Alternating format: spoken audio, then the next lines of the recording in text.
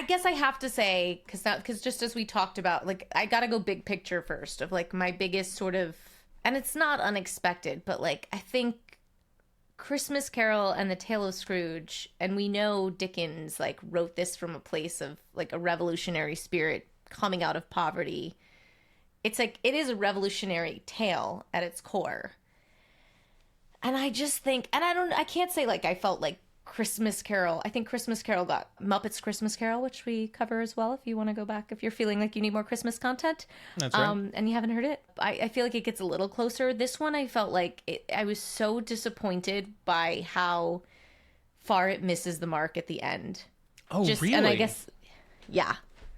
Yeah. I felt like nobody, and it just goes, because it's set up so well, which is what we're getting at, like with like, just how I felt like the TV industry, I mean, he's such a fucking piece of crap and they really just go there. Like he is just, I was like writing a list of just like, and then I had to just like all the shitty things about Frank and like, oh my God. One of my favorite moments, I know you've said that you're not a Bill Murray fan, but when he finds out that the old grandma died from watching his promo and he puts his face in his hands and then he's like, this is terrific.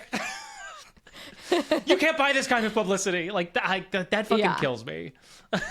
I don't know why it just doesn't. I get the humor. It just doesn't make me laugh. I don't know why. But like it is. He's great at that thing. Like, I mean, just all the, stealing from grandmas, just like just the most self-centered fucking guy. Like, I guess I wrote a note at the end when I was like, oh yeah, this is a tale about how deep white patriarchal narcissism is like crucial to the capitalist project, and that doesn't mean it has to be a white male. It's like everybody's in on that, and I just don't think that's resolved. Like I think he starts that way and I think he ends that way. It's just like he's gonna go the route of charity now, but he's still so like it's what a narcissistic ending, like this fake wannabe network speech, and he's pulling this woman who clearly doesn't want to be on screen. It's like all about him. Nothing is resolved.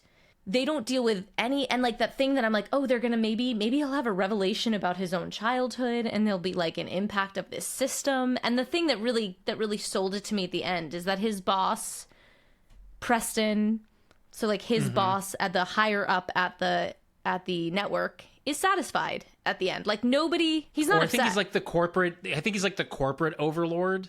He's like his boss. He's probably his boss. His boss, like for the parent company or whatever. Yeah, but like he could fire Frank.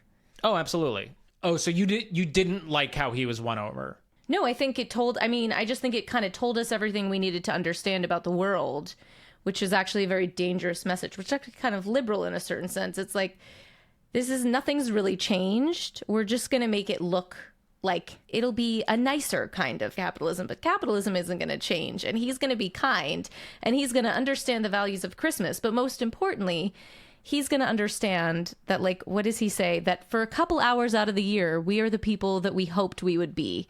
Like, I was just like, oh yeah, he's selling home the point that, like, these holidays are made so that we're enslaved to this system, and he's just going to become better at, like, displaying the cheer of the time, and everything is going to stay put. And I was just like, yeah, that's why this dude's not upset. Like, he's not going to get fired. He didn't change anything that would upset a system that he is so significantly a part of. Like, he'll give a bonus, but like a bonus isn't going to change what his secretary like the material, the deep material needs of like that situation. He might not steal old ladies' cabs anymore, but he's such a deep narcissist. Like, I fucking highly doubt much is going to change. And I was like, that was confirmed when his boss was like, cheers to this. It just felt to me like it missed all of the like really deep politics of A Christmas Carol. I hear what you're saying. I agree with you on the narcissism point, but I will push back and say that I think there is a major change with Frank by the end. And the thing he says about, the few hours, the few days that we have this Christmas spirit that we're, he's like, we smile a little nicer, we cheer a little easier.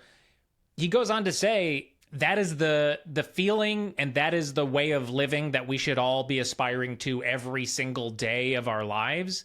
And he says, if you if you like that feeling, you will get greedy for it and you want to have it more and more. And he's talking about living an altruistic life and granted, he hasn't done anything. I completely agree with you. And he didn't. Yes, and I don't need him to list out the ways he's going to change. He just forced I don't need a woman him to kiss him on his way to the speech by holding. He's her boss. He holds mistletoe over her and then like makes him full on kiss her on the mouth before fucking grabbing this other woman into the she shot. pulls him in by the tie.